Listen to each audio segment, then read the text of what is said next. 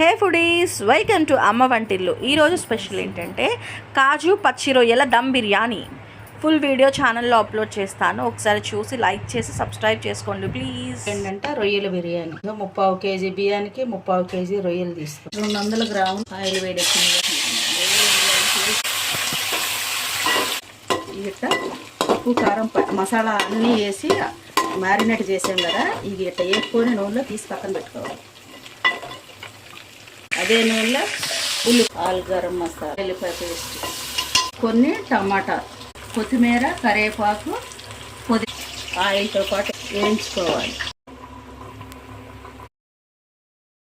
మెంతి పిండి, పొడి, మసాలాలన్నీ రొయ్యలకి ముక్కలకి పడితే నీసువాసన రాదు. Tasting salt, teaspoon sugar. Full video మన ఛానల్లో అప్లోడ్ చేస్తాను, ప్లీజ్ ట్రై ఇట్.